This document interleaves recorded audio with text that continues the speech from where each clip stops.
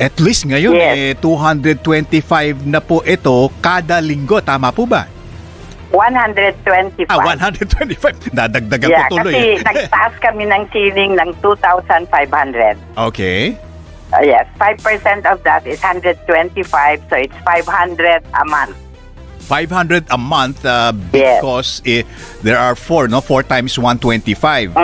Okay. Yes. Ma'am, yung pong hindi naman lahat ng binibili sa supermarkets at grocery, di ba, will entitle you to that particular discount. Tama po ba?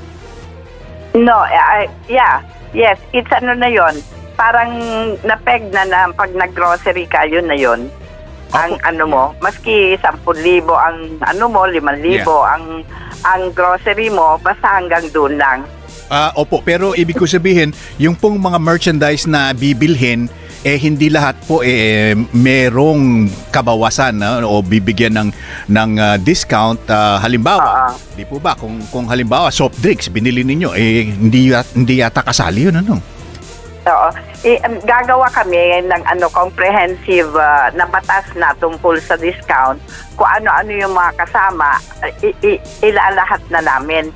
Pati supplements, pati vitamins, pati mga yung gatas-gatas na hindi kasama noon, isasama na natin lahat. Ayun. Opo. Congresswoman, tanong ko na rin po, kung madadagdagan po ba yung saklaw ng mga items na kanilang matatanggap? Kasi aside from i-itemize nyo po, ngayon po kasi pag bumibili kami ng aking mama at ng mga auntie ko, iilan lamang po yung meron, di po ba? Na dapat parang Yun yung nga. ano lang, basic necessities lamang, no, ng senior citizen sa true. grocery. Oo. Opo. Ang late na nga na binibigay na discount, pipiliin pa ba kung ano yung i-diskwento, di ba? Kaya kung ganyan din lang, lahat na. Di ba, didiskwentahan na nila anyway. Pareho na lang din yun, di ba? At yun din pong yung pong manner ng pagbibigay ng discount, kakailanganin po ba talaga na kumpleto ang hawak, booklet at saka yung senior citizen card ay dala-dala? Yun nga, kasi dalawang klase kasi yung senior citizen sa yung card. Ano ba yun? Yung Booklet po. yung, Booklet. Booklet. Opo. Oo, yung booklet. Meron sa medicine, meron sa grocery. Opo.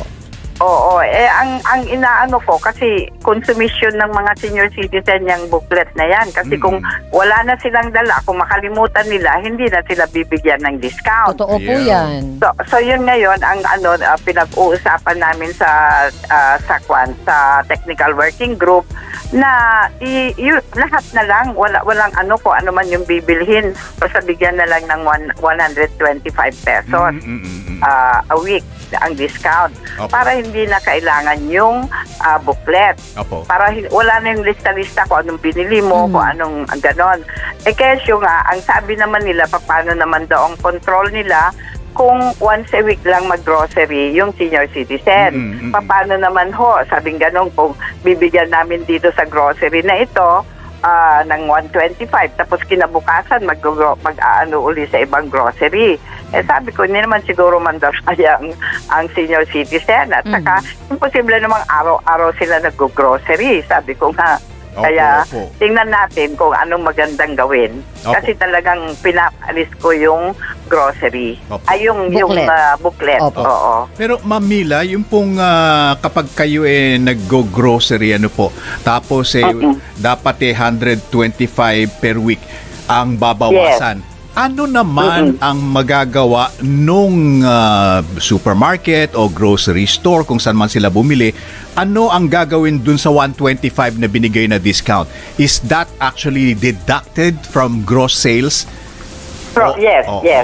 So, ibig sabihin, bababa ang taxes. Let's say, 1,000 yung grocery mo, tatanggalin yung 125. Opo. Pero paano po yun? How will it affect or be beneficial doon naman sa nagtanggal ng 125 na grocery store or supermarket? Sa grocery. Opo.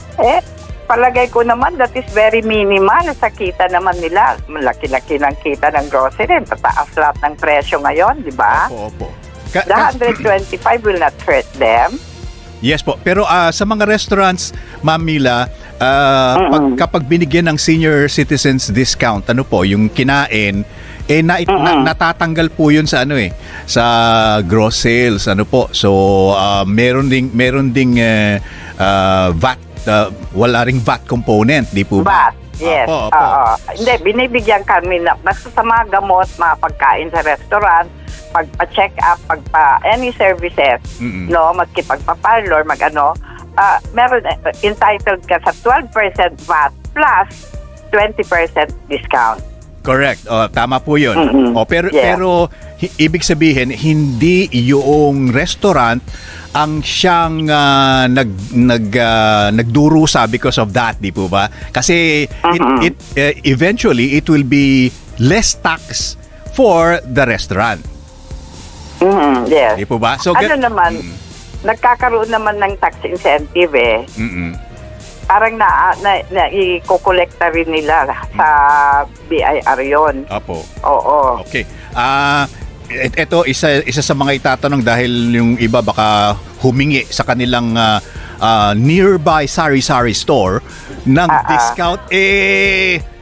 Kung maliit lang po yun, paano bang gagawin natin doon, Ma'am Lina? Sari-sari hindi kasama naman.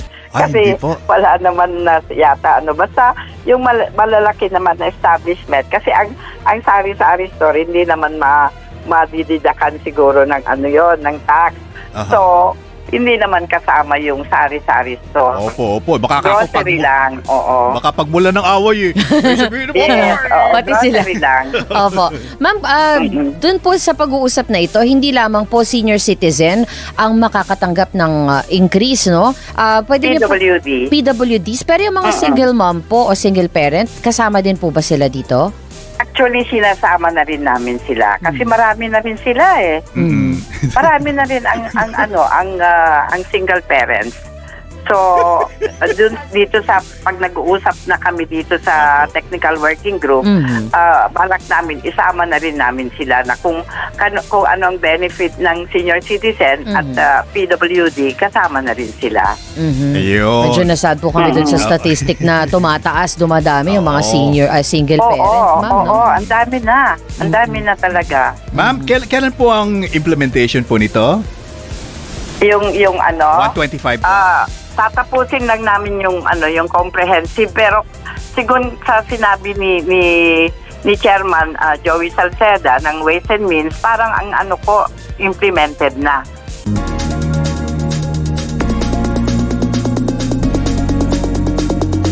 Ang iTeracare ay isang physiotherapy device na ginagamit lamang ng bawat individual. Actually, ginagamit ito ng mga doktor katulad ko. I'm a practicing functional medicine. So I deal with patients na from chronic diseases to cancer. No? And nakita ko mismo, nung ginamit ko ito sa mga pasyente ko, talagang natulungan sila sa pagpapagaling. Example, arthritis, diabetes, chronic kidney disease, no? Yung iba pati mga autoimmune system, including cancer.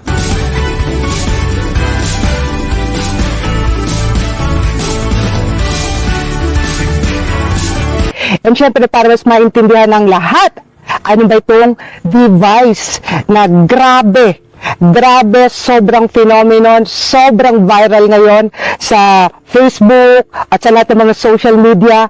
And syempre, tatanungin natin, isa sa pinaka-ginagalang, nire-respeto. Yan, isa po siyang OB/GYN, isa siyang perinatology, functional medicine, aesthetic medicine, and ngayon, isa na siyang frequency medicine doctor. Let's welcome Dr. Joey Sinsyoco. Maraming salamat, Mentor Ana. At ito ang pag-uusapan natin ngayon ay ang tungkol sa frequency device na tinatawag nating iTeracare. Pinagkakaguluhan to kasi marami talagang natulungan. Ano ba itong iTeracare? Ang iTeracare ay isang physiotherapy device na ginagamit lamang ng bawat individual. Actually, ginagamit ito ng mga doktor katulad ko. I'm a practicing functional medicine. So I deal with patients na from chronic diseases to cancer. No? And nakita ko mismo, nung ginamit ko ito sa mga pasyente ko, talagang natulungan sila sa pagpapagaling. Example, arthritis, diabetes, chronic kidney disease, no? Yung iba pati mga autoimmune system, including cancer, no? Natulungan itong device na to. Ano ba ang laman nito? Yung iTeracare system may tatlong component. Ang tawag dyan ay terahertz.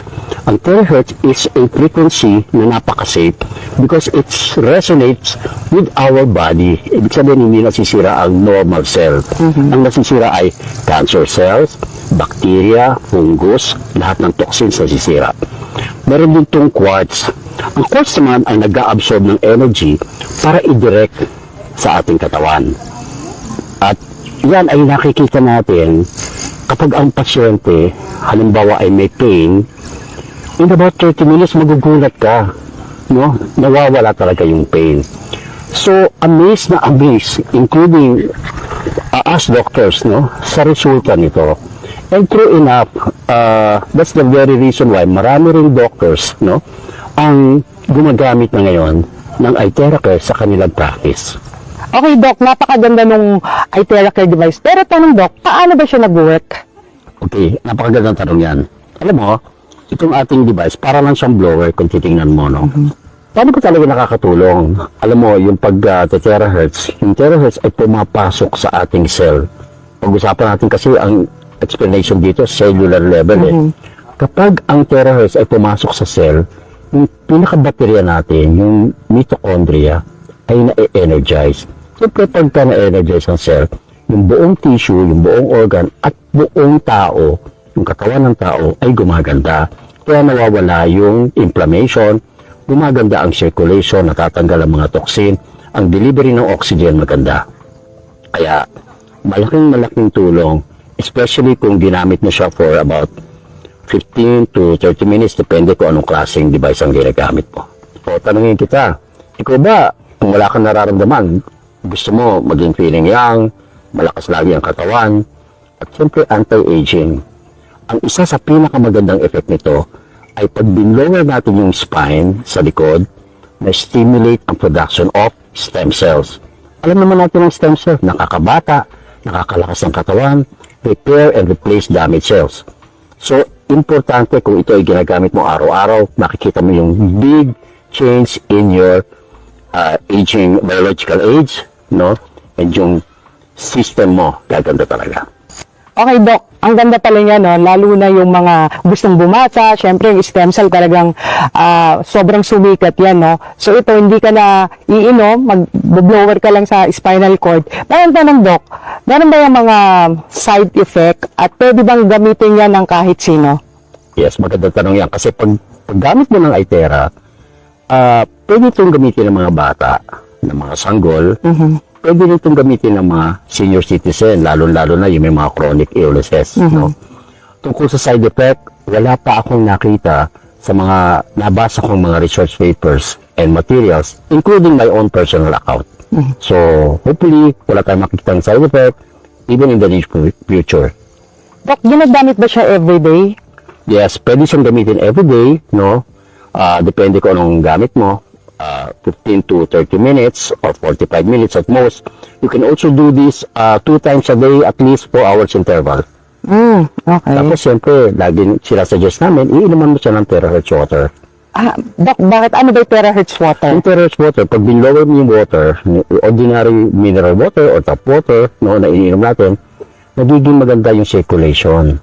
Gumaganda yung flow, hindi nagiging dikit-dikit yung mga red blood cells natin, at malaking tulong ito, lalong-lalo na sa may mga heart disease, sa mga may brain problem, including diabetes. Doc, pwede bang malaman ano ba yung difference ng dalawang yan? Okay. Ito yung tinatawag nating Pro, no? Ito yung pinaka-high-end, no? Ang paggamit mo nito, mas malakas ang kanyang terahertz frequency, no? At pwede mo siyang gamitin, including yung kanyang heating ability in the next 5 hours, no? Meron tayong isa na premium, no? Pero ang idagdag ko pala, kaya importante na gumamit ka ng Pro because ito ay mayroong code setting. Ibig sabihin, pag code setting, pwede mo siyang gamitin sa face, sa mata, including those may mga cataract or glaucoma, sa mga baby, no, na mai-irritate sa mainit na hangin, no? At alam mo ba na pwedeng gamitin yung code setting sa mga pets? Napakaganda. Wow, Doc, ang ganda pala niya, no? So, pwede rin pala yun sa mga, lalo na yung anak ko mahilig sa, sa pusa, sa aso. So, pwede siyang gamitin sa mga pets. Oo. Alam mo ba na ginagamit ito sa mga veterinary clinics sa abroad? So, hopefully, pag nakita to ng mga vet natin, ma-apply nila to sa kanilang practice. Doc, sa mga fruits, vegetables, pwede rin ba yung gamitin? Yes, maganda. Kung mababalitaan mo lang, no, may mga gumagamit ito. Yung kanilang mga fruits and veggies, hindi agad na sisira pagka binlower nila, bago nila ito itabi. Doc, sa napakadami mong kinuwento no, na sobrang nakaka-amaze, may mga proven ba tayo ng mga testimonies or kayo personally as a doctor, nagamit nyo ba sa sarili nyo, sa pasyente? Oo, alam mo, unang-una ko itong ginamit sa anak ko. Yung anak ko kasi merong cholelithiasis o bato sa abdo. After 4 sessions, pag ulit ko ng ultrasound, nawala na yung cholelithiasis. So, paano mo i-explain yun? So, because merong mga study na pati kidney stones natatanggal ng terahertz. No? Meron din ako mga pasyente, diabetic, merong mga osteoarthritis, so, at meron din slip disc. Mataba kasi ito, kaya hirap na hirap yung kanyang tuhod. And unang 30 minutes na ginamit ko to, nakalakad. Wow.